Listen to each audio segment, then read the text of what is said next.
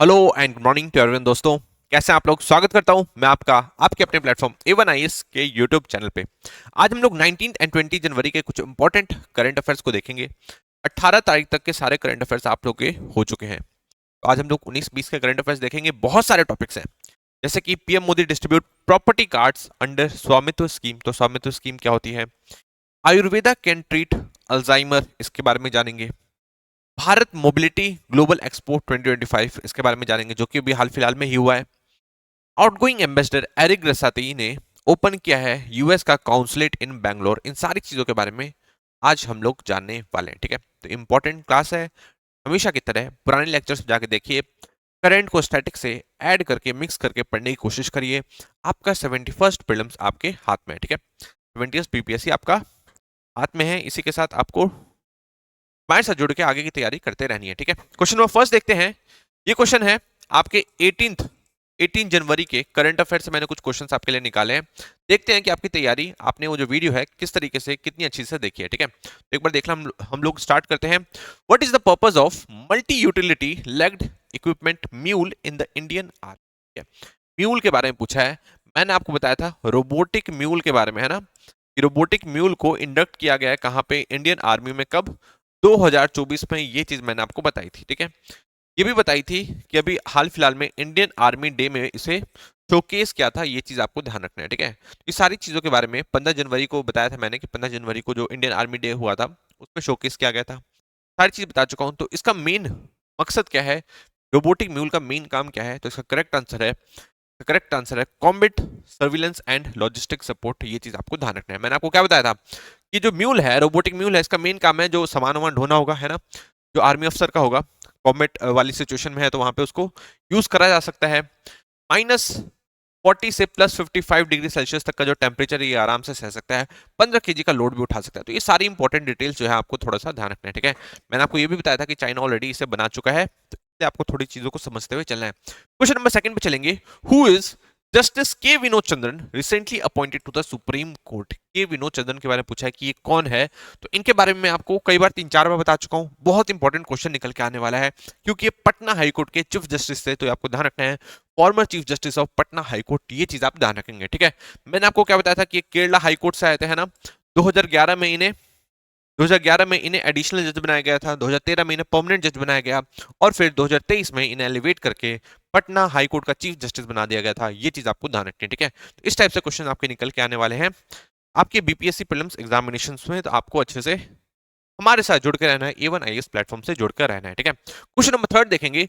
What is the purpose of anticipatory bail under section 438 of CrPC? ठीक है, इसको आप भूल जाओ। बस एंटीसिपेटरी बेल का मेन मकसद क्या है? तो इसका करेक्ट आंसर क्या है? इसका करेक्ट आंसर है before arrest for non bailable offences. ठीक है, अरेस्ट होने से पहले हमें एंटीसिपेटरी बेल ले लेना होता है किससे? कोर्ट से। ये चीज आपको ध्यान रखना है। ठीक है, एंटीसिपेटरी बेल लगातार ही न्यूज में आता है। इंटरिम बेल के बारे में बताया था, इंटरिम बेल भी लगातार न्यूज में रहता है। तो ये छोटे छोटे जो वर्ड्स हैं इसको आपको क्लियर करते हुए चलना है। ठीक है, यूपीएससी इस टाइप के क्वेश्चंस बना के दे सकता है, आपके सामने पेश कर सकता है। पुलिस कस्टडी और जुडिशियल कस्टडी, जो कि बहुत ही बेसिक सा सवाल है, उसके बारे में ऑलरेडी 2023 में क्वेश्चन पूछ चुका है। ठीक है, तो बीपीएससी में भी आ जाए तो आपको बिल्कुल भी भयभीत नहीं होना, आश्चर्यचकित नहीं होना कि भाई इस टाइप के क्वेश्चंस आ सकते हैं।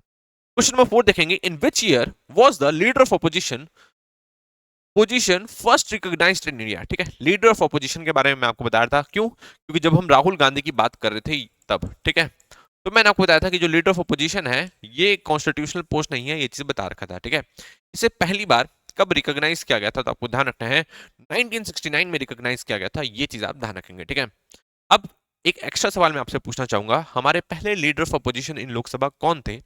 का नाम मुझे बताएं, आप बताएंगे। मैं एक हिंट दे देता हूं। उनकी जो कॉन्स्टिट्यूंसी थी वो बक्सर कॉन्स्टिट्यूंसी से थे। ठीक है, लोकसभा में बक्सर कॉन्स्टिट्यूशन से चुन के गए थे। उनका नाम क्या था? ये आप मुझे कमेंट सेक्शन में बताएंगे। ठीक है, ये चीज, ये जो सवाल है अभी तक आपने आपसे किसी ने भी नहीं पूछा होगा, ना ही ये सवाल कहीं पे आया है। ठीक है, बट चांसेस बहुत ज्यादा है कि इस बार बन के आ जाए। इस तरीके से आपको थोड़ी चीजों को कवर करते हुए चलनी है ना?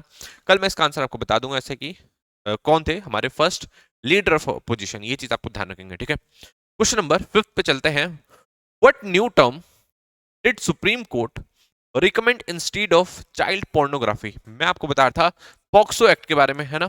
येदुरप्पा के बारे में जब बता रहा था मैं आपको कि उनको, उनके खिलाफ केस चल रहा है जो कि कर्नाटका के एक्स सीएम रह चुके हैं, फॉर्मर सीएम रह चुके हैं, है ना। तो पॉक्सो एक्ट के फीचर्स बताए थे, उसी मैंने आपको बताया था कि सुप्रीम कोर्ट का भी रिसेंटली वर्डिक्ट आया 2024 के अंदर पॉक्सो एक्ट से रिलेटेड, है ना। तो मैंने आपको पोजेशन के बारे में बताया था, है ना, कि चाइल्ड पोर्नोग्राफी का पोजेशन मतलब क्या होता है। उससे ही क्वेश्चन पूछा है कि सुप्रीम कोर्ट ने क्या रिकमेंड किया है चाइल्ड पोर्नोग्राफी को नाम हटा के, सेंट्रल गवर्नमेंट को क्या कहा है कि इसका नाम चेंज करके ये रख दो, जिसका करेक्ट आंसर है child sexual exploitative and abusive material, इसका नाम रखने के लिए बोला गया है।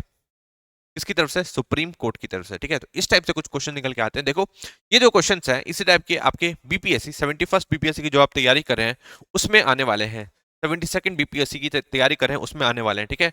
आप ये मत सोचना कि आपके पास बहुत ज्यादा टाइम है, बहुत ज्यादा टाइम कुछ भी नहीं है, तुरंत टाइम निकल जाएगा और फिर आपको टाइम नहीं मिलेगा ये सारी चीजें कवर करने का। तो इसलिए मेरे साथ साथ चीजों को कवर करते जाओ और टॉपिक्स को समझते जाओ, ठीक है। अब हम लोग आज के फर्स्ट टॉपिक पे आने वाले हैं। फर्स्ट टॉपिक देखिए क्या है, आज हम लोग कर रहे हैं 19 एंड 20 जनवरी के करंट अफेयर्स, ठीक है। तो पहला क्वेश्चन, पहला टॉपिक देखिए, India's internet user to surpass 900 million in 2025, regional content driving growth, IAMAI Kantar report की तरफ से कहा गया है, ठीक है। अभी IAMAI क्या है? ये एक ऑर्गेनाइजेशन है, इसका नाम है internet and mobile association of India, IAMI, and Kantar एक कंपनी है। तो इन दोनों ने मिलके सर्वे किया होगा, उसमें पता चला कि जो इंडियंस जो है 90 करोड़ के आंकड़े को टच करने वाले हैं, मतलब 90 करोड़ से ज्यादा जो लोग हैं इंडिया में रहने वाले वो भी इंटरनेट को यूज करेंगे, ये चीज आपको ध्यान रखना है, ठीक है। नाम, रिपोर्ट का नाम देख लीजिए, इंटरनेट इन इंडिया रिपोर्ट 2024। अब इसको आप अपने मेंस में भी यूज कर सकते हो, ठीक है, कहीं पे भी आप इसे यूज कर सकते हो, यूपीएससी बीपीएससी हर जगह, ठीक है। तो आपको थोड़ा सा चीजों को कवर करते हुए चलना है। एक बार हम लोग लिख लेते हैं internet in India report, India report 2024, ये चीज आप ध्यान रखेंगे, ठीक है। इस रिपोर्ट के अकॉर्डिंग कुछ चीजें निकल के आ रही है। पहली चीज तो ये निकल के आई कि 2024 में 88 करोड़ जो लोग हैं वो इंटरनेट को यूज कर पा रहे थे, कहां पे? इंडिया में। मतलब इतनी तो बहुत सारी कंट्रीज की पॉपुलेशन ही नहीं है, मतलब कहाँ ही, आई थिंक चाइना के, उसके अलावा तो किसी की पॉपुलेशन है नहीं इतनी, है ना। और इतने लोग तो इंडिया में सिर्फ इंटरनेट यूज करते हैं, ये चीज आपको ध्यान रखना है, ठीक है। एक आंकड़ा मैंने आपको बताया था आज से कुछ दिन पहले इलेक्शन कमीशन ऑफ इंडिया का, इसमें उन्होंने बताया था कि हमारे 1 बिलियन जो वोटर्स टच होने वाले हैं, वैसे आपको ध्यान रखना है, मतलब 100 करोड़ वोटर्स होने वाले हैं, और यहाँ पे आपको ध्यान रखना है हमारे जो यूजर्स होने वाले हैं इंटरनेट यूजर्स 90 करोड़ पार करने वाले हैं, ये चीज आपको ध्यान रखना है, ठीक है। तो आप इसको ऐसे याद कर लेंगे, 90 करोड़ प्लस आप याद कर लेंगे हमारे अभी फिलहाल में 2025 में इंटरनेट यूजर्स हैं, ये चीज आप ध्यान रखेंगे, ठीक है। इसी रिपोर्ट में कुछ और हैरान करने वाली चीजें बताई गई है, जैसे कि इसमें कहा गया कि जो रूरल एरिया में जो लोग रह रहे हैं वो ज्यादा इंटरनेट यूज करें, किससे? जो अर्बन एरिया में जो लोग रह रहे हैं उससे, ठीक है। उसमें कहा गया जितने भी इंटरनेट यूजर्स हैं उसमें से 55% तो भाई रूरल एरिया में रहते हैं। मतलब ये काफी हैरानी करने वाली बात है, जो हमारे रूरल एरिया में रहने वाले जो लोग हैं, हमारे भाई बहन हैं, वो सारे इंटरनेट का अच्छे तरीके से इस्तेमाल कर पा रहे हैं, ये काफी अच्छी बात निकल के आ रही है, ठीक है। इसका एक तर्क ये भी हो सकता है कि यार रूरल में लोग ज्यादा होंगे, रूरल रीजन में लोग ज्यादा रहते हैं अर्बन रीजन के अकॉर्डिंग, इसलिए भी वहां पे ज्यादा यूजर्स आपको दिख रहे हैं, ठीक है। ये भी हो सकता है। एक और चीज निकल के आई है कि जो वुमेन के जो यूजर्स हैं, वुमेन यूजर्स जो हैं इंटरनेट की, वो भी काफी ज्यादा बढ़ गई हैं।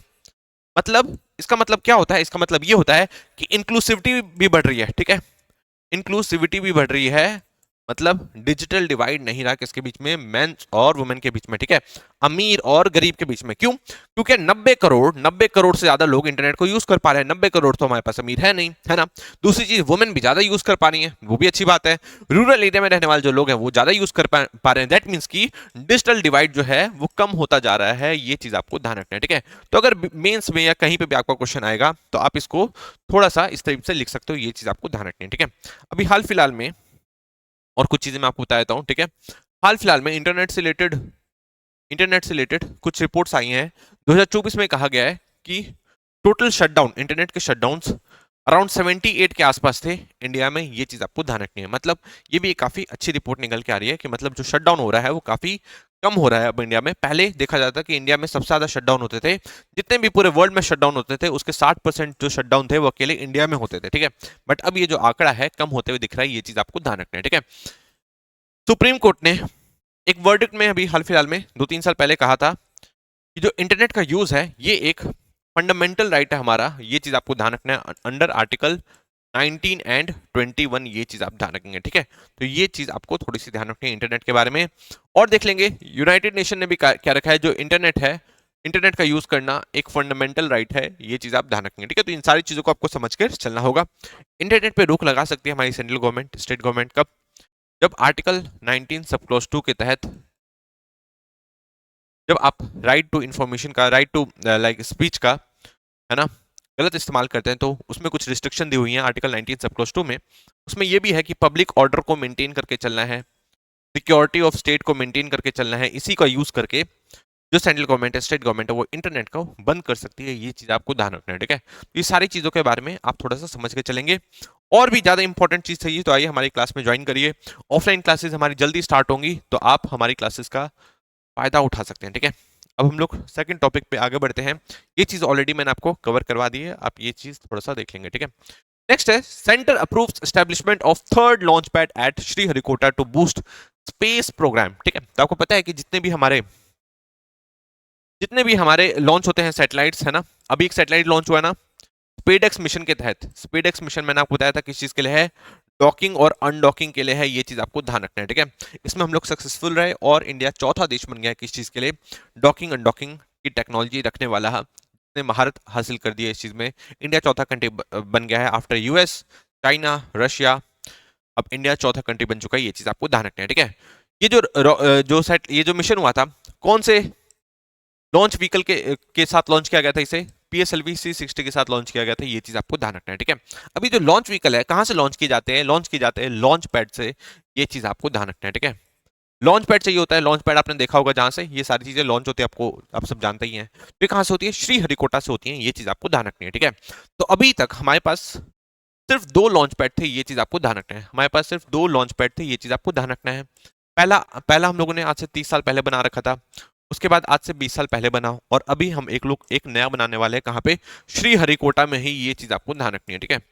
श्रीहरिकोटा में ही एक और लॉन्च पैड हम लोग क्रिएट करने की कोशिश करें, ये चीज आपको ध्यान रखनी है, ठीक है।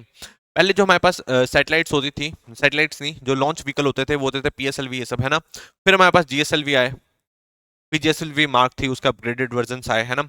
अब आ रहा है हमारे पास next generation launch vehicle, NGLV, next generation launch vehicle. अब इन सारे लॉन्च ये इन सारे लॉन्च व्हीकल्स को लॉन्च करने के लिए एक और अच्छी जगह चाहिए, तो इसलिए हम लोग एक और लॉन्च पैड बना रहे हैं। कहाँ पे, श्रीहरिकोटा में ही। ये चीज आपको ध्यान रखनी है, ठीक है। ये कितनी लागत से बनेगा, ये 3000 करोड़ की, सॉरी 4000 करोड़ की लागत से बनने वाला है। ये चीज आपको ध्यान रखना है, और टोटल बनने में टाइम 4 इयर्स का लगने वाला है पूरे इंफ्रास्ट्रक्चर को बनने में। ये चीज आप ध्यान रखेंगे, ठीक है। तो इस तरीके से चीजों को आपको कवर करते हुए चलना है। ऐसा नहीं है कि NGLV next generation launch vehicle जो है वो यहां से हम इसे लॉन्च नहीं कर सकते, यहां से भी कर सकते हैं, बट हमारे पास फिर भी ऑप्शंस होने चाहिए, अल्टरनेटिवली हम लोग यूज कर सकते हैं ना। या एक बैकअप प्लान तो होना ही चाहिए, ये चीज आपको ध्यान रखनी है, ठीक है। इस तरीके से चीजों को आप थोड़ा सा कवर करते हुए चलेंगे, है ना।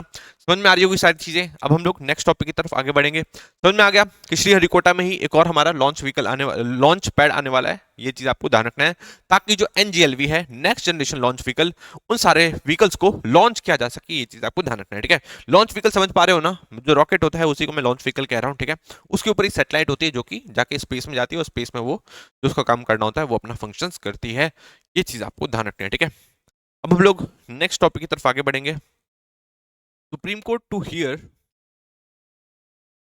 Appeals filed by Gujarat government in Godhra case on Feb 13, ठीक है। तो आपको ध्यान रखना है कि अब सुप्रीम कोर्ट गोधरा केस पे सुनवाई कर सकता है, ये चीज आपको ध्यान रखना है, ठीक है। तो अब सोचोगे कि गोधरा केस फिर से न्यूज में क्यों आ गया, तो पहले हम लोग गोधरा केस के बारे में जानते हैं कि क्या हुआ था। इस दिन अभी एक मूवी भी आई है, आपको पता है, साबरमती रिपोर्ट करके, है ना। उसमें इसी घटना के बारे में जिक्र किया गया है, जहां पे S6 कोच में यात्री बैठे हुए थे जो कि अयोध्या से लौट रहे थे, साबरमती एक्सप्रेस में थे। उनको 27 फरवरी 2002 को, ये टोटल 59 लोग थे, इनको जला के मार दिया गया था। ये चीज आपको ध्यान रखना है, कुछ लोगों द्वारा, है ना। इसमें बच्चे भी थे, उन बच्चों को भी जलाकर मार दिया गया था, काफी ज्यादा लोगों की मौत हो गई थी, है ना। इसकी वजह से 31 कन्विक्ट बनाए गए थे। कल तो आपको ये पता है कि गोधरा केस के बारे में क्या हुआ था। गोधरा जब केस हुआ उसके बाद गुजरात के रॉयट्स हुए, है ना।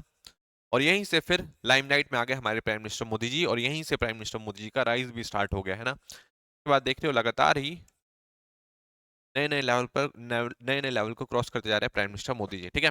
अभी के लिए देखिए, जो गोधरा केस में 59 लोग मारे गए थे, ठीक है, इसमें 31 लोगों को कन्विक्ट बनाया गया था। 31 लोगों को कन्विक्ट किया गया था, किसके द्वारा? ट्रायल कोर्ट के द्वारा। ये चीज आपको ध्यान रखना है। ट्रायल कोर्ट ने कहा कि इन 31 में से ट्रायल कोर्ट की तरफ से क्या कहा गया था? ट्रायल कोर्ट की तरफ से कहा गया था कि ये जो 31 लोग हैं, इसमें से ध्यान से सुनना, जो 20 लोग हैं और जो 11 लोग हैं, इन 11 लोगों को तो मौत की सजा हो गई, ठीक है, इनको तो क्या होगा? हैंगिंग होगी, इनकी तो मौत की सजा हो गई, और इनको लाइफ इंप्रिजनमेंट दे दिया गया था, किसकी तरफ से? लाइफ इंप्रिजनमेंट दे दिया गया था, किसकी तरफ से? ट्रायल कोर्ट की तरफ से, ठीक है। तो मामला कहां पहुंचा फिर? हाई कोर्ट में ऑब्वियसली पहुंचना ही था। उसमें क्या कहा गया कि इन जो 11 लोग हैं, इनको भी लाइफ इंप्रिजनमेंट दे दो, ठीक है, इनको भी लाइफ इंप्रिजनमेंट दे दो। कब? 2017 में गुजरात हाई कोर्ट ने कहा। ये चीज आपको ध्यान रखना है, ठीक है। अभी 20 और प्लस 11, ये 31 के 31 लोगों को लाइफ इंप्रिजनमेंट थी, मतलब वो जीवन भर जेल में उनको रहना था, ठीक है। बट गुजरात गवर्नमेंट को मन नहीं भरा। गुजरात गवर्नमेंट ने कहा ये तो गलत है। तो गुजरात गवर्नमेंट पहुंच गई है अब सुप्रीम कोर्ट। ये चीज आपको ध्यान रखना है। और अब इसके ऊपर सुनवाई हो सकती है कि जो 11 लोग हैं, इनको आप लाइफ इंप्रिजनमेंट मत दो, इनको फांसी की सजा होनी चाहिए, क्योंकि इन्होंने बहुत ही बुरी घटना की थी। उतनी बुरी घटना के लिए इनको सिर्फ जीवन भर जेल में नहीं डाला जा सकता, इनकी सजाए मौत ही होनी चाहिए। इस चीज के लिए गुजरात जो है सुप्रीम कोर्ट अभी पहुंच चुका है, ठीक है। तो सुप्रीम कोर्ट ने भी कहा है कि अब वो इस मामले को सुनेगा। ये चीज आप ध्यान रखेंगे, ठीक है। इसी घटना से रिलेटेड एक अभी हाल फिलहाल में मूवी आई है, द साबरमती रिपोर्ट। ये भी अगर आप देखना चाहें तो आप इसे देख सकते हैं, ठीक है। तो ये चीज आपको ध्यान रखनी है। और यहीं से फिर आपको पता है कि प्राइम मिनिस्टर मोदी जी भी काफी फेमस हो गए थे, गुजरात फ्रॉड्स हुए थे, ये सारी चीज आप जानते हैं, ठीक है। तो अब हम लोग नेक्स्ट टॉपिक की तरफ आगे बढ़ेंगे। नेक्स्ट टॉपिक देखते हैं क्या है।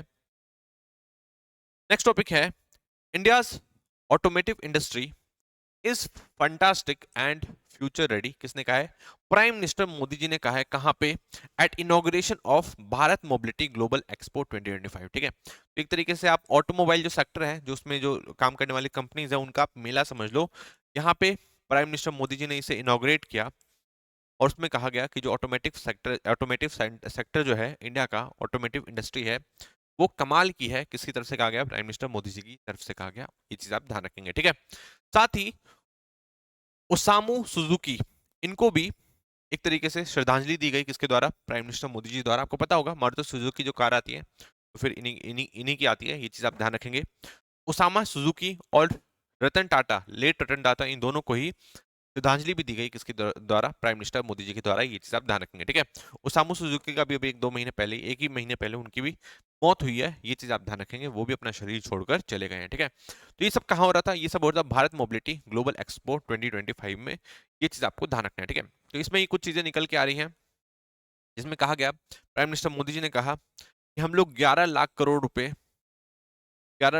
रुपए इंफ्रास्ट्रक्चर पर लगा रहे हैं भाई, ठीक है, ताकि जो ऑटोमोबाइल सेक्टर जो है वो और तेजी से बढ़ पाए। ये चीज आपको ध्यान रखना है, ठीक है।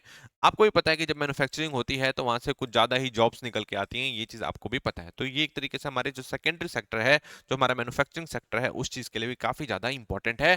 तो प्राइम मिनिस्टर मोदी जी ने कहा है कि 11 लाख करोड़ हम लोगों ने खर्च कर दिया, ठीक है। और इसका असर भी देखने को मिला है, क्योंकि जो ऑटोमोबाइल सेक्टर है वो 12.5% की दर से लगातार बढ़ता जा रहा है। ये चीज आपको ध्यान रखनी है, ठीक है। इससे काफी ज्यादा जॉब्स भी क्रिएट होती है, और 12.5% की रेट से लगातार बढ़ता जा रहा है। ये चीज आपको ध्यान रखना है। और 2024 में कहा गया है कि 2024 में अराउंड कितनी कार्स? अराउंड 2.5 करोड़ कार्स जो हैं बिकी हैं। ये चीज आपको ध्यान रखना है, ठीक है। 2.5 करोड़ जो गाड़ियां हैं वो बिकी हैं। ये चीज आपको ध्यान रखना है। इन 2.5 करोड़ में से 16 लाख के आसपास हमारे इलेक्ट्रिक व्हीकल्स भी थे। ये चीज आपको ध्यान रखना है, ठीक है। तो प्राइम मिनिस्टर मोदी जी ने भी यही कहा है कि हम लोग क्या कर रहे हैं, हम लोग फॉसिल फ्यूल का कंजम्पशन कम करना चाहते हैं, अपने इंपोर्ट्स को घटाना चाहते हैं, और इसलिए हम लोग इलेक्ट्रिक व्हीकल्स में भी इलेक्ट्रिक व्हीकल्स को भी प्रमोट कर रहे हैं, हाइड्रोजन कार को भी प्रमोट कर रहे हैं, और बायोफ्यूल से चलने वाली जो कार्स हैं उनको भी एक तरीके से सपोर्ट करें। किसने कहा? प्राइम मिनिस्टर मोदी जी ने कहा। ये चीज आपको ध्यान रखना है, ठीक है। तो ये जो पूरा कॉन्फ्रेंस है चल रहा था, 5 दिन का पूरा कॉन्फ्रेंस होने वाला है। कहाँ पे? भारत मंडपम में, यशोभूमि में होने वाला है, और India expo centre mart greater Noida, 3 जगह पे होने वाला है। ये 5 दिन का पूरा जो कॉन्फ्रेंस है, ये चीज आपको ध्यान रखना है, ठीक है। किसने इनॉग्रेट किया? प्राइम मिनिस्टर मोदी जी ने इनॉग्रेट किया। ये चीज आप ध्यान रखेंगे। और जो इंपॉर्टेंट डिटेल्स थी मैं सारी आपको बता चुका हूँ, ठीक है। इसी के साथ अब हम लोग नेक्स्ट सेक्टर पे जाएंगे, नेक्स्ट टॉपिक पे जाएंगे। एक और चीज जान लीजिए कि जो इंडिया की जो इकोनॉमी है पूरे वर्ल्ड में 5वें नंबर पे है। ये तो आप जानते ही हैं। अब ये आप ध्यान रखेंगे, पूरे वर्ल्ड में जितनी भी पैसेंजर गाड़ियां बिकती हैं वो उसमें इंडिया जो है थर्ड नंबर पे, ये चीज आपको ध्यान रखना है, ठीक है। थर्ड लार्जेस्ट, थर्ड नंबर पे सबसे तीसरा सबसे बड़ा मार्केट है इंडिया पैसेंजर गाड़ियों का, ये चीज आपको ध्यान रखना है। पैसेंजर ऑटोमोबाइल मोबाइल्स का इंडिया मार्केट है, ये चीज आप ध्यान रखेंगे, ठीक है। तो ये कुछ इंपॉर्टेंट डिटेल्स आपको थोड़ी सी ध्यान रखनी है। और प्राइम मिनिस्टर मोदी जी ने कहा कि हमारा मकसद क्या है, हमारा मकसद क्या होना चाहिए, 7 Cs होना चाहिए। Common, connected, convenient, congestion free, charge, clean and cutting edge, ठीक है। तो इस टाइप के टॉपिक्स को आप इंक्लूड कर सकते हो। साथ में उन्होंने ये भी कहा कि इलेक्ट्रिक व्हीकल्स को हम लोग प्रमोट कर रहे हैं, हाइड्रोजन फ्यूल को प्रमोट कर रहे हैं, बायोफ्यूल्स को प्रमोट कर रहे हैं, ये चीज आपको ध्यान रखना है।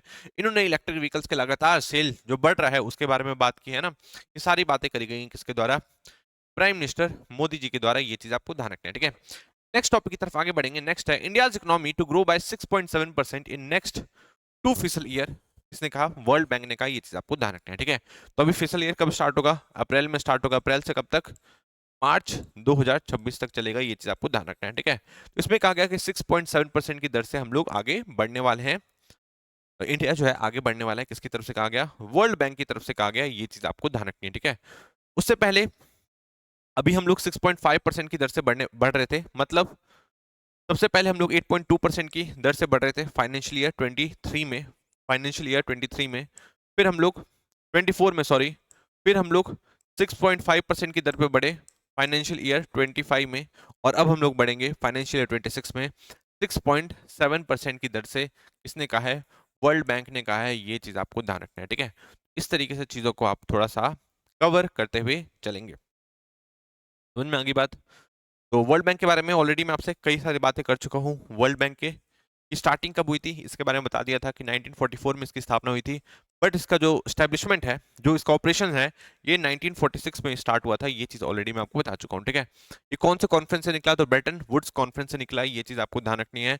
ये भी चीज मैंने अपने पुराने लेक्चर्स में कवर कर लिया है, तो जाकर देखेंगे तो सारी चीजें क्लियर हो जाएगी। सारी चीज नहीं बता रहा हूँ अभी, अभी मैं ओवरव्यू बता दे रहा हूँ। ज्यादा डिटेल में जाना है तो पुराने लेक्चर्स जाओ, वो देखो, उसको सारी चीजें क्लियर हो जाएंगी, ठीक है।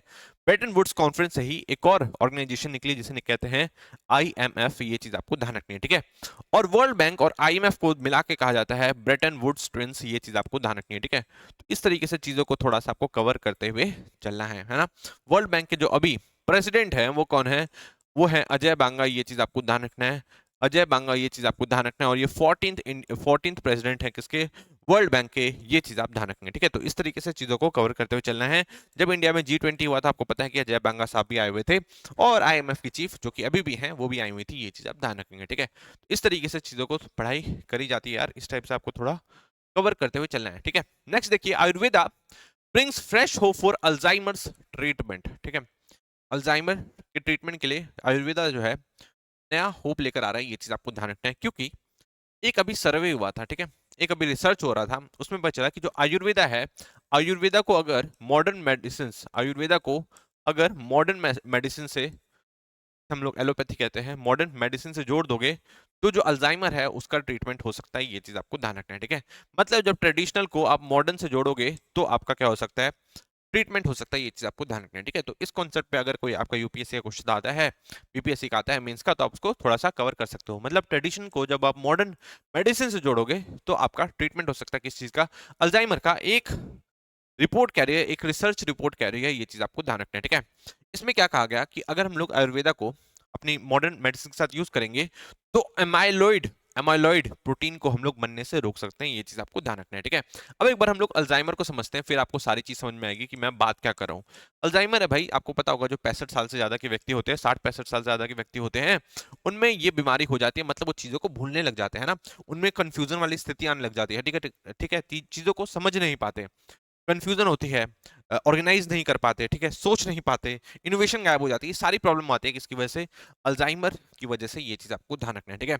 डिमेंशिया आप जानते होंगे, भूलने की बीमारी है ना, उसका मेन कॉज अल्जाइमर ही है। अल्जाइमर वाले केस ही होते हैं वो, जो मतलब लोग भूलने लग जाते हैं, ठीक है, चीजों को ऑर्गेनाइज नहीं कर पाते, सोच नहीं पाते, थिंकिंग स्किल्स गायब हो जाती है। तो ये सारी प्रॉब्लम जो है वो है अल्जाइमर की वजह से।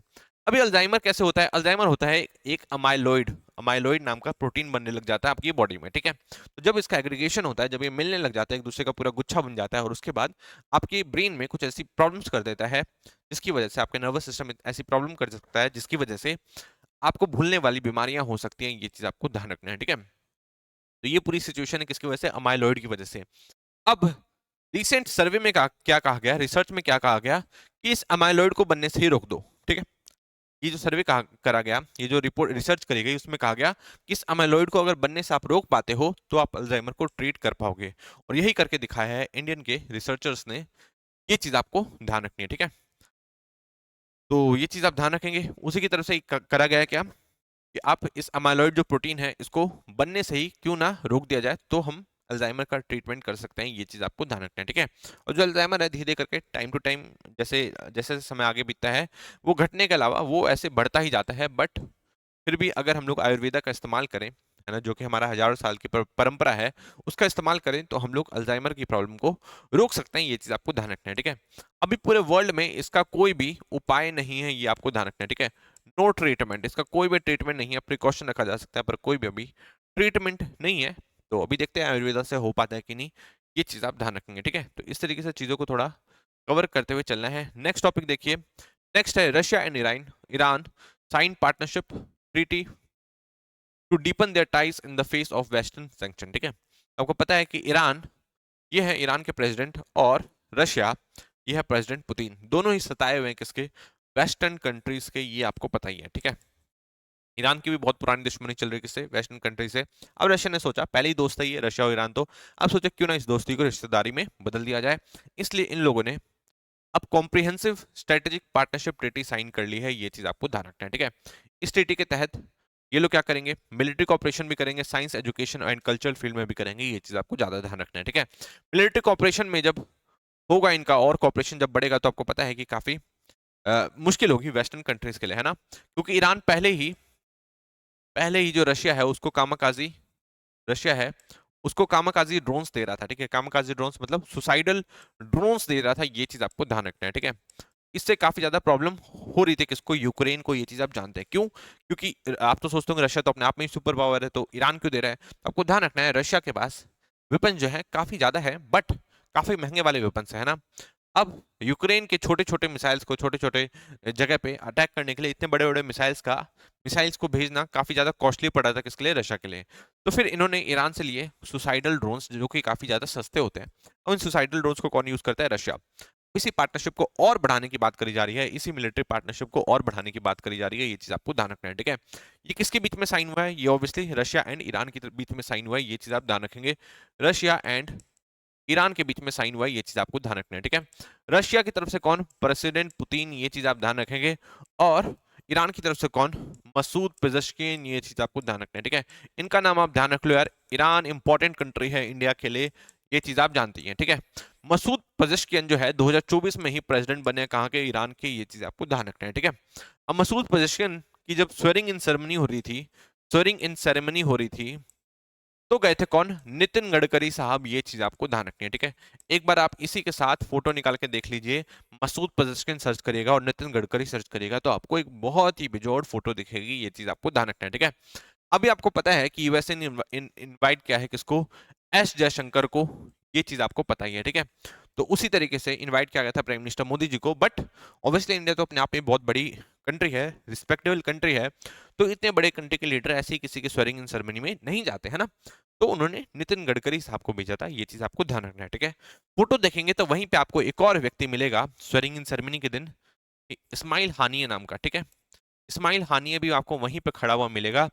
ये था जो कि हमास का चीफ था, जिसे मार गिराया था ईरान में ही इसराइल ने। ये चीज आपको ध्यान रखनी है। ठीक है, इस तरीके से चीजों को थोड़ा आपको कवर करते हुए चलना है। इस्माइल हानिया मारा गया था कहां पे, जब वो मसूद पेजेश्किन के स्वेरिंग इन सेरेमनी में गया हुआ था, और यही ईरान को हवा तक नहीं लगी। ईरान काफी ज्यादा भौचक्का रह गया था कि ऐसे कैसे हो गया, मतलब हमारे गेस्ट को ही मार गिराया हमारे घर में। ठीक है, ये काफी अनोखी बात हो गई थी किसके लिए, ईरान के लिए। बट इसराइल के लिए तो ये छोटी मोटी बात है, आपको पता ही है। ठीक है, इस तरीके से चीजों को आपको थोड़ा सा कवर करते हुए चलना है।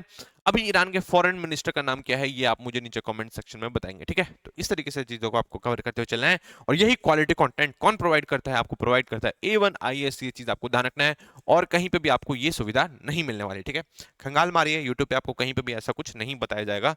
आपको चीजों को समझते हुए चलना है, और यहीं से क्वेश्चंस भी आपके निकल के आने वाले हैं। ठीक है, तो आगे बढ़ते हैं अब और देखते हैं और क्या निकल के आती हैं चीजें। नेक्स्ट टॉपिक की तरफ हम लोग नेक्स्ट टॉपिक की तरफ आगे बढ़ रहे हैं।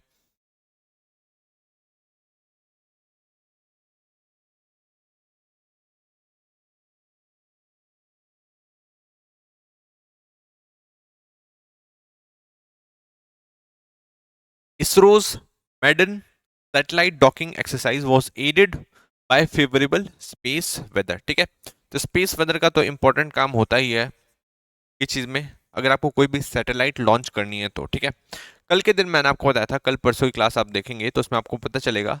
मैं आपको एक इंपॉर्टेंट चीज बता रहा था स्पेडएक्स मिशन के बारे में, है ना। फिर मैंने आपको बताया था कि ये PSLV C60 से इसे लॉन्च किया गया था, ये चीज मैंने आपको बताई थी। ठीक है, इसी इसी जो लॉन्च व्हीकल था, इसी में मैंने आपको बताया था कि लोबिया सीड्स को भी रखा गया था, ये चीज मैंने आपको बताई थी। ठीक है, फिर मैंने आपको एक्सप्लेनेशन दी थी कि ये जो सीड्स है इनको उगाना कितने इंपॉर्टेंस रखता है हमारे आगे के होने वाले इसरो के मिशंस के लिए, है ना। मैंने आपको बताया था कि अगर आपको न्यूट्रिशनल अपनी प्रॉब्लम सॉल्व करनी है, मतलब खाने पीने की प्रॉब्लम सॉल्व करनी है स्पेस के अंदर, तो ये आराम से सॉल्व करने में कामयाब रहती है।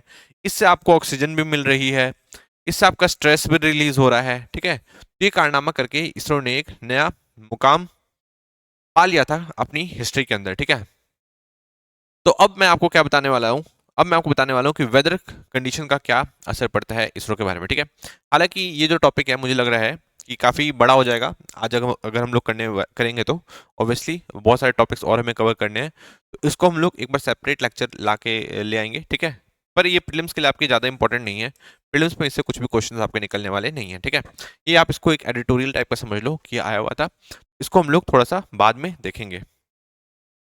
नेक्स्ट टॉपिक की तरफ हम लोग आगे बढ़ते हैं। आपको लोबिया सीड्स के बारे में बस आपको ध्यान रखना है। नेक्स्ट है emergency not shown in Punjab harassment of artist, किसने कहा है? कंगना रनौत ने कहा है। ठीक है, तो कंगना रनौत ने आरोप लगाया किसके ऊपर? पंजाब गवर्नमेंट के ऊपर, कि आपके जितने भी सिनेमा हॉल्स है ना, उन्होंने एकदम से बैन कर दिया मेरी फिल्म को, जो कि उन्हें नहीं करना चाहिए। ठीक है, आपको पता है कि इमरजेंसी नाम की मूवी बनी है किसके ऊपर? इंदिरा गांधी की लाइफ के ऊपर, कि कैसे वो पावर में आई, उसमें सब कुछ बताया गया है। ऐसा नहीं सिर्फ इमरजेंसी के बारे में बताया गया है, इमरजेंसी के बारे में आप उसमें सिर्फ 30% देखेंगे, 70% में और पूरी कहानी बताई गई है किसकी? इंदिरा गांधी की। ये चीज आपको ध्यान रखना है। ठीक है, पंजाब में कुछ सिख एक्सट्रीमिस्ट द्वारा इसके खिलाफ प्रदर्शन किया जा रहा था। ठीक है, इसलिए बैन कर दिया गया है कहां पे? पंजाब के अंदर। ये चीज आपको ध्यान रखना है। ठीक है, इसलिए जो कंगना रनौत है वो कहते हैं कि हरासमेंट हो रहा है आर्टिस्ट का, ये चीज आपको ध्यान रखना है। ठीक है, इस तरीके से आपको चीजों को थोड़ा सा समझ के चलना है। इमरजेंसी 3 बार लगाया गया था, नेशनल इमरजेंसी कब कब लगाया गया था ये आप मुझे नीचे कमेंट सेक्शन में बताएंगे। अब हम लोग नेक्स्ट टॉपिक की तरफ आगे बढ़ते हैं। नेक्स्ट टॉपिक क्या है? नेक्स्ट है अमित शाह।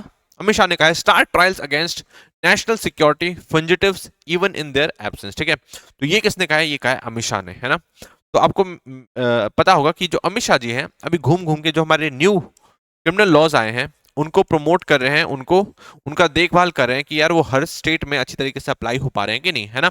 मैंने आपको बताया था कि चंडीगढ़ गए, देन वो गए थे यूपी, और अब पहुंच गए हैं एमपी। एमपी में वो मिले मोहन यादव जी से, और उसमें उन्होंने ये बात कही कि अगर कोई व्यक्ति है नेशनल इंटरेस्ट के खिलाफ काम करता है, नेशनल सिक्योरिटी के खिलाफ काम करता है और देश छोड़ के बाहर भी चल जाता है, तो भी उसके खिलाफ कार्रवाई स्टार्ट करी जाए। उसके एब्सेंस पे भी जो कोर्ट है वो कार्रवाई को स्टार्ट कर सकता है। और ये जो सारी चीजें हैं ये हमारे भारतीय न्याय संहिता में लिखी गई है। ठीक है, आईपीसी में ऐसा कोई भी प्रावधान नहीं था, बट भारतीय न्याय संहिता में ये सारा प्रावधान है कि हाँ हम लोग कार्रवाई कर सकते हैं अगर वो एब्सेंट नहीं एब्सेंट रहता है कोर्ट की प्रोसीडिंग से, तब भी। ठीक है, आपको पता होगा कि लोग क्राइम करके चल जाते थे बाहर, और जब तक वो आएगा ही नहीं तो ट्रायल स्टार्ट कैसे होगा? ये बहुत बड़ी प्रॉब्लम होती थी हमारे लीगल सिस्टम में, बट अब ये किया जा सकता है अंडर बीएनएस। ये चीज आपको ध्यान रखनी है। ठीक है, आपको पता है कि इसे कब लाया गया? 2024 में, 2024 से लागू हो चुका है, 1 जुलाई 2024 से लागू हो चुका है हमारा न्यू क्रिमिनल सिस्टम। ये चीज आपको ध्यान रखना है, जिसने आईपीसी, सीआरपीसी और इंडियन एविडेंस एक्ट को पूरी तरीके से समाप्त कर दिया है। ये चीज आपको ध्यान रखना है। ठीक है, इसके अंदर आपको ये भी पता है कि इस 3 साल के अंदर ही पूरी कार्रवाई जो है, कोर्ट की जो पूरी कार्रवाई है उसे खत्म करनी होती है। तो ये खत्म करने के लिए भी अगर कोई व्यक्ति बाहर चल जाता है तो उसको उसके एब्सेंस में ही कार्रवाई स्टार्ट करी जाएगी, मतलब सुप्रीम कोर्ट जो कोर्ट है उसकी प्रोसीडिंग स्टार्ट हो जाएगी, चाहे वो आए या ना आए। ठीक है, तो उसको मजबूरी में आना ही पड़ेगा अगर अपने आप को बचाना है तो। ठीक है, अब हम लोग नेक्स्ट टॉपिक की तरफ आगे बढ़ते हैं। नेक्स्ट है Supreme Court ask UP and Haryana to consider imposing perpetual ban on sale and bursting of crackers in NCR districts. ठीक है, तो पहले ये समझो कि एनसीआर क्या है यार। आप कई बार बहुत सारे ऐसे लोग होंगे जो एनसीआर को नहीं समझ पा रहे होंगे। ठीक है, अब देखो ये दिल्ली वाला एरिया है, समझ लो। ठीक है, दिल्ली वाला एरिया है और यहाँ पे एक एनसीआर रीजन आप समझ लो, मतलब आसपास के जो स्टेट्स हैं, आसपास के जो भी स्टेट्स होंगे, जैसे हरियाणा हो गए, है ना, यूपी होंगे, तो उनके आसपास के जो दिल्ली के आसपास के जो डिस्ट्रिक्ट्स हैं जो कि इन स्टेट्स में लगते हैं, उनको भी कवर कर रखा है इस एनसीआर रीजन में, है ना। इस पूरे रीजन को क्या कहा जाता है? इसे कहता है एनसीआर रीजन कहा जाता है। ये चीज आपको ध्यान रखना है। अब सुप्रीम कोर्ट ने कहा है कि क्यों ना इस पूरे एरिया में परमानेंट बैन कर दिया जाए किसको, किसका, क्रैकर्स का। ये चीज आपको ध्यान रखना है, ठीक है। इस एरिया में, इस यहाँ की जो आसपास गवर्नमेंट है, जैसे कि हरियाणा गवर्नमेंट है, यूपी गवर्नमेंट है, सुप्रीम कोर्ट के कहने पे ऑलरेडी 17 जनवरी तक बैन कर चुकी थी, ठीक है। बट अब सुप्रीम कोर्ट कह रहा है क्यों ना इसे परमानेंट बैन कर दिया जाए, क्योंकि क्रैकर से बहुत ज्यादा पॉल्यूशन होता है। ये चीज आपको ध्यान रखना है, ठीक है। अब यार जो देखा जाए, जो साइंटिफिक एविडेंस निकल के आ रहे हैं, जो साइंटिफिक फैक्ट्स हैं, उसमें तो यही कहा गया है कि जो क्रैकर्स है वो इतने भी ज्यादा पॉल्यूशन नहीं करता जिस तरीके से जो हमारा सिस्टम है, जो हमारा सुप्रीम कोर्ट है, जो हमारी गवर्नमेंट है, इसके पीछे पड़ गई है, ठीक है। आपको पता होगा पूरे वर्ल्ड में ही क्रैकर्स को यूज किया जा रहा है ना, पर वहां पे तो इतना पॉल्यूशन नहीं है। दैट मीन्स कि क्रैकर जो है वो एकमात्र रीजन नहीं है किसी चीज का पॉल्यूशन का, एक छोटा सा, बहुत ही छोटा सा रीजन है, पर इसकी वजह से बहुत सारे लोगों की एम्प्लॉयमेंट भी जुड़ी हुई है। ये भी तो हमें देखना चाहिए ना। 10,000 करोड़ से ज्यादा की बड़ी इंडस्ट्री है ये, ठीक है, 10-15 हजार करोड़ से ज्यादा की बड़ी, पर हम लोग इसके पीछे पड़ गए हैं। बट जो मेन रीजन है, जैसे कि पराली, इसको करने में हम लोग नाकामयाब रहे, हमारी गवर्नमेंट जो है नाकामयाब रहेगी। तो सुप्रीम कोर्ट ने क्या कहा कि क्योंकि गवर्नमेंट नाकामयाब रह रही है तो हम लोग क्रैकर्स को ही बैन कर देते हैं। तो मुझे लगता है इससे तो आप एम्प्लॉयमेंट ही छीन रहे हो, है ना। इससे जो लोगों की खुशी है आप उसे ही छीन रहे हो। अगर किसी इंसान को पटाखे फोड़ के जब अच्छा लगता है तो दैट मीन्स वो कर सकता है ना। दिवाली मना तो मना सकता है, अगर न्यू ईयर तो मनाना चाहे तो मना सकता है, ऐसा तो नहीं कि नहीं मना सकता। शादियों में तो हम लोग फोड़ रहे हैं, है ना। तो क्यों आप इसको बैन करने के पीछे पड़े हुए हो? इससे अच्छा क्या पराली को बैन करो, पराली पे कुछ लगाम लगाओ। बायोफ्यूल में इसका कन्वर्जन किया जा सकता है, बायोफ्यूल में कन्वर्जन किया जा सकता है, तो इस पे ध्यान दिया जाए ज्यादा, तब जाके ज्यादा प्रॉब्लम सॉल्व होंगी। आपका ऑटोमोबाइल इंडस्ट्री से इतना ज्यादा पॉल्यूशन होता है, सबसे ज्यादा आपके व्हीकल से पॉल्यूशन हो रहा है, ठीक है। आप क्यों नहीं उसको इलेक्ट्रिक व्हीकल्स को और ज्यादा प्रमोट करते हैं, ठीक है। आपको इस चीज पे ध्यान देना चाहिए। बट नहीं, आप क्रैकर्स के पीछे पड़ गए जिसका कोई भी रीजन नहीं बनता। क्या क्रैकर्स आप नहीं फोड़ेंगे तो क्या उसके बाद पॉल्यूशन खत्म हो जाएगा? बिल्कुल भी नहीं। बट पता नहीं क्यों हमारा जो सिस्टम है वो इस टाइप से इसके पीछे पड़ चुका है।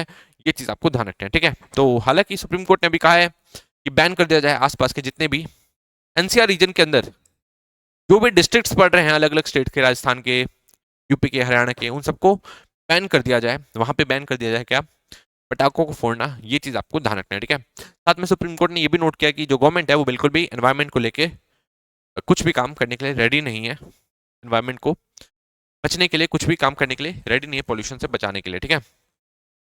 नेक्स्ट देखते हैं, नेक्स्ट टॉपिक क्या है। इससे पहले एक बार और देख लीजिए, ग्रीन क्रैकर्स के बारे में आपने सुना होगा, श्वास, स्टार एंड सफल, ठीक है। एक बार आप इसका फुल फॉर्म याद रखेंगे और इसके कुछ फीचर्स हैं कि किसमें सल्फर कम होता है, किसमें एल्यूमिनियम कम होता है, ठीक है। तो ये आप ध्यान रख सकते हैं। श्वास, स्टार और सफल क्या है, ये ग्रीन क्रैकर्स है, ये आपको ध्यान रखना है, ठीक है। श्वास, स्टार एंड सफल, इसका एक बार आप फुल फॉर्म देख लेना अपने हिसाब से, ठीक है। इन तीनों के बारे में आपको ध्यान रखना है। ये क्या है, ये है ग्रीन क्रैकर्स, ये चीज आपको ध्यान रखना है, ठीक है।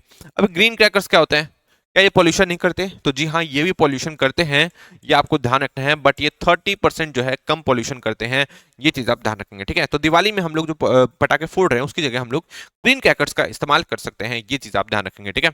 साथ में इसका जो पैकेट होता है वो ग्रीन कलर का होता है, ये चीज आपको ध्यान रखना है। और इस पे आपको एक क्यूआर कोड भी मिलेगा, ये भी चीज आपको ध्यान रखना है, ठीक है। अब क्यूआर कोड से क्या होता है, आप उसको स्कैन करेंगे और पता लगा सकते हैं कि जो आप पटाखे फोड़ने वाले हैं क्या वो सच में ग्रीन क्रैकर्स है कि नहीं, है ना। नहीं तो ऐसा भी हो सकता है कि जो कन्वेंशनल क्रैकर्स हैं जो कि ज्यादा पोल्यूशन करते हैं उसको पैकेट में डाल के दे दिया जाए, है ना। बट आप उसको चेक कर सकते हैं क्यूआर कोड से, चेक हो जाएगा कि क्या सच में ग्रीन क्रैकर है कि नहीं, ये चीज आपको ध्यान रखना है, ठीक है। पॉल्यूशन होगा इसमें पर 30% लेस पॉल्यूशन होगा, ये चीज आपको ध्यान रखनी है, ठीक है। ये चीज आपको ध्यान रखनी है, इसे अब दिवाली में यूज किया जाना चाहिए। नेक्स्ट है, BJP releases manifesto ₹2500 for women, more pension for senior citizens, meals for ₹5, ठीक है। तो बीजेपी ने भी अपना खजाना खोल दिया क्योंकि इनका भी मैनिफेस्टो का पार्ट 1 आ चुका है। जेपी नड्डा जी ने अनाउंस किया था, ये चीज आपको ध्यान रखना है, ठीक है। ये कौन है, ये राष्ट्रीय संयोजक है किसके, बीजेपी के, आपको पता ही है ना। आपको पता है कि बीजेपी में क्या चल रहा है, खुला खेल चल रहा है, वहां पे वहां की तिजोरी खोल दी गई है ना। जितनी भी गवर्नमेंट है, चाहे आम आदमी पार्टी हो, चाहे बीजेपी हो, चाहे कांग्रेस हो, ठीक है, तीनों ही मतलब ऐसे ऐसे वादे करिए जैसे कि उनके जेब से पैसे आ रहे हैं, ठीक है। कांग्रेस ने कहा है कि हम लोग 2500 रुपए देंगे वुमेन को और 8,500 रुपए देंगे जो भी व्यक्ति है जो कि अनएम्प्लॉयड है, ठीक है। आम आदमी पार्टी क्या कह रही थी, आम आदमी पार्टी ने सबसे पहले घोषणा की थी कि हम लोग 2100 रुपए देंगे, ठीक है। कांग्रेस ने कहा कि हम लोग 2500 रुपए देंगे, आप 2100 दोगे तो। बीजेपी भी कह रही है कि हम लोग भाई 2500 रुपए देंगे। और तो और बीजेपी कह रही है कि जो जो इनके पहले सुविधा थी किसके पास, दिल्ली वाले लोगों के पास जो सुविधा थी अभी तक, उस सारी सुविधा को भी हम कंटिन्यू रखेंगे। मतलब फ्री ट्रैवल मिलेगा किसको, वुमेन को, ये सारी सुविधा आपको मिलेगी, साथ में हम लोग 2500 रुपए भी देंगे। मतलब इस टाइप से खुला खजाना लूटने के लिए कह दिया गया है दिल्ली वालों को, किसकी तरफ से, इन अलग अलग पार्टियों की तरफ से, ठीक है, क्योंकि इनको तो सिर्फ चुनाव जीतना है, इनकी कोई अकाउंटेबिलिटी नहीं बनती है ना। हमारे प्राइम मिनिस्टर मोदी जी ने भी रेवड़ी कल्चर के बारे में बोला कि रेवड़ियां बांटी जा रही हैं, बट अब ये खुद रेवड़ी बांटने पे उतर गए हैं। कौन? प्राइम मिनिस्टर मोदी जी की पार्टी बीजेपी पार्टी, कहां पे? दिल्ली के अंदर, है ना। इससे पहले आपने मध्य प्रदेश में भी देखा, वहां पे भी कुछ इस टाइप की स्कीम थी। महाराष्ट्र में भी इलेक्शन जीते हैं कौन? बीजेपी वाले, वहां पे भी इन्होंने ये स्कीम चलाई थी, है ना, बहनों के लिए, जिसमें 1500 रुपए ये लोग पहले से दे रहे थे, इसको कह रहे थे कि हम लोग बढ़ा के इसको 2500 कर देंगे। कुछ इस टाइप का करा जा रहा है हर एक स्टेट के अंदर। इस रेवड़ी कल्चर के खिलाफ हमें आवाज उठाने की जरूरत है, क्योंकि इससे जो हमारी स्टेट की इकोनॉमी है वही कमजोर होती है ना। फिसल डेफिसिट बढ़ेगा, लास्ट में क्या होगा? स्टेट डूब जाएगा पूरी तरीके से, ठीक है। मतलब जो एम्प्लॉयमेंट जहां पे आपको जनरेट करना चाहिए, जहां पे आपको कैपिटल इन्वेस्टमेंट करना चाहिए, आप वो सब नहीं करोगे और इन सारे फिजूल के खर्चों में आप पैसे डालते जाओगे, तो कुछ ज्यादा फायदा होने वाला है नहीं, ठीक है। नेक्स्ट देखते हैं,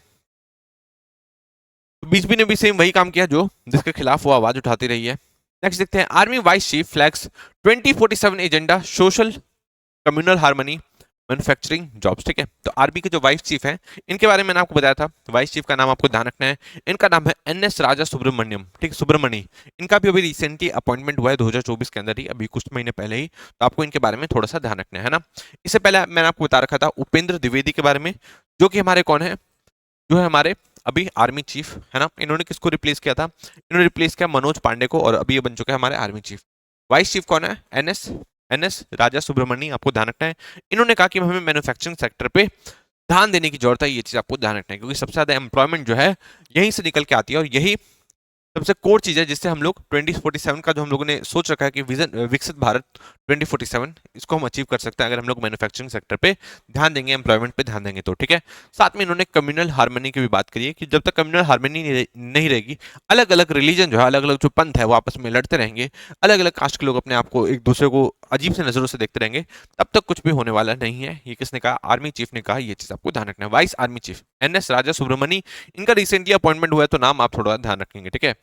नेक्स्ट न्यूज देखिए, नेक्स्ट है Russia sentences Navalny lawyers two years behind bar, ठीक है। तो आपको पता ही है कि रशिया किस टाइप से काम करता है, रशिया में पुतिन किस टाइप से काम करते हैं, 5वीं बार प्रेसिडेंट बन चुके हैं, और उन्होंने अलेक्सी नावल्नी के साथ काम करने वाले जो लॉयर्स थे, जो उनकी हेल्प कर रहे थे, जो उनका केस लड़ रहे थे, उनको भी जेल की सजा सलाखों के पीछे डालने का फैसला बना लिया है, मन बना लिया किसने? पुतिन ने। ये चीज आपको ध्यान रखना है, ठीक है। ये अलेक्सी नावल्नी थे, इनकी आप एक बार बायोग्राफी पढ़ना, ठीक है। इनके बारे में आप थोड़ा सा देखना, बीबीसी या किसी भी देखे ना, अलेक्सी नावल्नी के बारे में, आप इनके फैन हो जाओगे, ठीक है। बहुत ज्यादा इन्होंने कष्ट झेला, जो आप सोच भी नहीं सकते वो कष्ट झेला, वो भी पुतिन के खिलाफ खड़े रहे। इन्हें पॉलिटिकल अपोनेंट माना जाता है किसका? पुतिन का, जो कि एकदम मुखर होकर खड़ा रहा और सीना तान के खड़ा हुआ किसके खिलाफ? पुतिन के खिलाफ। ये चीज आपको ध्यान रखना है, ठीक है। तो अब ये नहीं रहे, अभी हाल फिलहाल में इनकी 2024 में ही मौत हो चुकी है, ये चीज आपको ध्यान रखना है, ठीक है। इससे पहले भी कई बार इन पर अटैक हुए थे, पर अब ये मर चुके। जेल में एकदम से खबर आई कि इनका देहांत हो गया है, रशिया की तरफ से कहा गया, और अब ये नहीं रहे हैं। बट इनके साथ जो लॉयर्स थे, अब उनको भी परेशान करना स्टार्ट कर दिया किसने? प्रेसिडेंट पुतिन ने। ये चीज आपको ध्यान रखना है, ठीक है। नेक्स्ट देखिए, US supreme court upholds TikTok sale और ban law, cites app ties to China, ठीक है। अब यार टिकटॉक पे आरोप लगते हैं कि ये जो है डेटा चोरी करता है किसका? अमेरिकन सिटीजन्स का। अमेरिकन सिटीजन का ये डेटा चोरी कर रहा है और चाइना की गवर्नमेंट को प्रोवाइड कर देता है, ठीक है। अब इसके ऊपर, टिकटॉक के ऊपर बैन लगने वाला था, यूएस गवर्नमेंट ने मन बना लिया था, और अब इसको अपहोल्ड कर दिया किसने? सुप्रीम कोर्ट ने भी। अब मतलब आज से आप देखेंगे कि पूरी तरीके से टिकटॉक पे बैन लग गया, कहाँ पे? यूएसए के अंदर। ये चीज आपको ध्यान रखना है, ठीक है। इस पे यही आरोप था कि डेटा को चोरी करते हैं, डेटा जो है अमेरिकन सिटीजन का चाइना के पास आ गया है, ये चीज आपको ध्यान रखना है, ठीक है। सेम काम यूएसए जो है हर जगह इंडिया का जो डेटा है अपने पास रखता है। ऊपर से हम लोग तो कहते हैं कि यार डेटा सेंटर जो है हमारे पास बनाओ, हमारे पास ही डेटा स्टोर होना चाहिए, तो उसके बीच में भी यूएसए को प्रॉब्लम हो जाती है कि नहीं भाई, डेटा सेंटर हम लोग आपके यहाँ पे क्यों बनाए, हमारे यहाँ पे डेटा सेंटर होना चाहिए, मतलब आपका जो डेटा जो है वो भी हमारे पास होना चाहिए। तो ऐसे सेम चीज करता है पूरे वर्ल्ड में, बट चाइना इसके साथ करने की कोशिश कर रहा है, तो यूएसए को पसंद नहीं आया और टिकटॉक को पूरी तरीके से बैन कर दिया गया है, ठीक है। टिकटॉक के पास एक मौका था कि आप अपने जो ऑपरेशंस है, मतलब जो यूएसए के ऑपरेशंस है, उसे बेच दो, उसे आप किसी यूएस के सिटीजन को ट्रांसफर कर दो, बट उन्होंने करने से मना कर दिया, तो अब टिकटॉक को ही बैन कर दिया गया है। ये चीज आपको ध्यान रखना है, ठीक है। तो इस टाइप से रशिया काम करता है, ये यूएसए काम करता है, ये चीज आपको ध्यान रखना है। अपने इंटरेस्ट को इस टाइप से बचाता है, अपनी सिक्योरिटी इनको सिक्योरिटी लगती है, दूसरों की सिक्योरिटी इनको कोई भी मतलब नहीं है। नेक्स्ट देखिए, China's population decline continues for 3rd year in a row, ठीक है। तो आपको पता है कि चाइना चाइना में पॉल्यूशन का लगातार डिक्लाइन हो रहा है। पहले इनकी 1.4 बिलियन की पॉपुलेशन थी, अब ये 1.39 बिलियन की रह चुकी है। ये चीज आपको ध्यान रखना है, ठीक है। तो लगातार कंटिन्यूसली इनका जो ग्राफ है वो गिरता जा रहा है और कहा जा रहा है कि एकदम बहुत ही भयंकर तरीके से चाइना में गिरने वाला है, क्योंकि चाइना ने एक टाइम पे वन चाइना पॉलिसी फॉलो की थी। हालांकि अब ये लोग प्रमोट करें कि नहीं, वन चाइना पॉलिसी नहीं होनी चाहिए, दो तीन बच्चे जितने बच्चे पैदा करने आप करो, बट अब जो है इनके जो यूथ है वो बच्चा पैदा करने के लिए तैयार ही नहीं है, ठीक है। एक तो उनको अकेले रहना भी पसंद है, साथ में अगर वो बच्चा भी चाहते हैं तो सिर्फ एक ही बच्चा होना चाहिए, उससे ज्यादा वो लोग चाहते भी नहीं है, ठीक है। साथ में ही उनको लगता है कि लिविंग कॉस्ट भी बहुत ज्यादा बढ़ गया है, तो ज्यादा बच्चे वो लोग अफोर्ड भी नहीं कर पाएंगे। किसकी तरफ से? चाइना की पॉपुलेशन को लग रहा है। ये चीज आपको ध्यान रखना है, ठीक है। इससे रिलेटेड एक क्वेश्चन भी आ रखा है, आई थिंक 2024 में ही आया है। इसमें तीन चार कंट्री थी, एक थी आई थिंक साउथ कोरिया, एक थी चाइना और एक और कंट्री थी, और इसमें पूछा गया था कि कौन कौन सी कंट्रीज है जिसमें जो न्यूज में बनी रहती है अपने पॉपुलेशन डिक्लाइन की वजह से। ये आपको ध्यान रखना है, ठीक है। साउथ कोरिया केस मैंने आपको बता रखा है कि वहां पे क्या चल रहा है। साउथ कोरिया एक और वजह से न्यूज में रहता है, किसकी वजह से? अपने पॉपुलेशन डिक्लाइन की वजह से। ये चीज आपको ध्यान रखना है, ठीक है। और कहा जा रहा है कि ये जो कंट्री है ये बहुत जल्दी एक्सटिंक्ट हो जाएगा, मतलब ये नक्शे से ही गायब हो जाएगा। अभी कहने के लिए नक्शे से गायब हो जाएगा, मतलब कि इसका पॉपुलेशन इस टाइप से डिक्लाइन हो रहा है कि एक टाइम पे बहुत ही कम लोग बचेंगे। कहाँ पे? साउथ कोरिया में। इसलिए गायब सा हो जाएगा, वर्ल्ड मैप से ही गायब सा हो जाएगा। ये बात कही गई है, ये चीज आपको ध्यान रखना है, ठीक है। नेक्स्ट है, US opens consulate in Bengaluru but visa services will commence later, ठीक है। तो आपको पता है ये कौन है? ये है यूएस के एम्बेसडर टू इंडिया एरिक ग्रसाती साहब। अब ये इंडिया छोड़ के जाने वाले हैं, पर जाने से पहले इन्होंने बेंगलुरु में एक नया कॉन्सुलेट खोला है। ये चीज आपको ध्यान रखना है, ठीक है। इनके ऑलरेडी यूएस के कॉन्सुलेट रहे हैं, कहाँ पे? कोलकाता में, चेन्नई में, हैदराबाद और मुंबई में। और अब ये कहाँ पे खुलने वाला है? ये खुलने वाला है बेंगलुरु में। ये चीज आपको ध्यान रखना है, ठीक है। एम्बेसी होती है मेन, उसके आसपास आप समझ लो रिटेल शॉप समझ लो, मतलब एक हो गया आपका पूरा थोक की दुकान जहां से सारा माल निकलता है, और आसपास जो है उसके रिटेल शॉप्स, ठीक है। मतलब उसके ही आप एक्सटेंडेड वर्जन समझ लो, ठीक है। तो ये कहाँ पे खोला गया है? बेंगलुरु में खोला गया है। ये चीज आपको ध्यान रखना है, ठीक है। कॉन्सुलेट और एम्बेसी में आपको थोड़ा सा फर्क पता होना चाहिए। यहाँ पे पर अभी वीजा सर्विसेज स्टार्ट नहीं हुई है, बट एरिक ग्रसाती साहब ने कहा है कि यहाँ पे बहुत जल्दी वीजा सर्विसेज स्टार्ट हो सकती हैं। हम लोग इसके ऊपर काम करने की कोशिश करेंगे, ठीक है। और इंडिया भी सेम चीज चाहता है, हम भी चाहते हैं कि वहाँ पे वीजा सर्विसेज स्टार्ट हो, ताकि जो हमारा इंडिया का यूथ है वो यूएसए में जाए, वहाँ पैसे कमाए और इंडिया भेज सके। ये हम लोग का फंडा है, ठीक है। तो इसी के साथ आज की वीडियो को समाप्त करेंगे। इंपॉर्टेंट क्वेश्चंस मिलेंगे आपको हमारे टेलीग्राम चैनल पे, हमारे से जुड़े रहिए। Thank you so much.